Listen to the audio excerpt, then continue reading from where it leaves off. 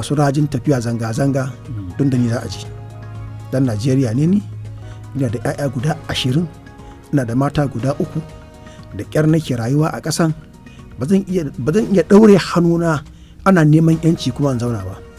Zan fita, zanga-zanga ce ta lumana, masu zanga-zangan na masu hankali ne, ba za su fita domin su walakanta ƙasansu ba ne.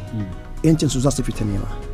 Kada wani ɗan siyasa ya yaudari jami'an tsaro su sa ƙarfi a cikin wannan abu. Cewa kada a fita take hakki masu zanga-zanga ne. Kundin nan da aka haɗa aka yi shi, kundin nan shi ɗan sanda, shi ya yi sojan ƙasa. Kundin sashi na 40 ya ce muna da dama mu haɗuwa ta mutunci, ta kwanciyar hankali. Muna da dama mu nuna ba mu ji daɗi ba in aka mana abu. Abinda doka ya hana shi ne kar a yi tashin hankali. Kuma kira ga matasa kada ku ɗauki kayan kowa. Kada ku yi tashin hankali da kowa. Kada ku yi barazana ma soja ko ma ɗan sanda. Soja da ɗan sanda ba abokan husuma ko tashin hankalinmu ba ne. Hasali ma wajibi ne su fita su kare rayukanmu, su kare dukiyarmu. Kuma a shirye muke duk wanda muka gani zai yi ta'adi mu kama shi da ƙarfi da kanmu mu miƙa shi ma jami'an tsaro da suke kusa da mu domin a je a ladabtar da shi.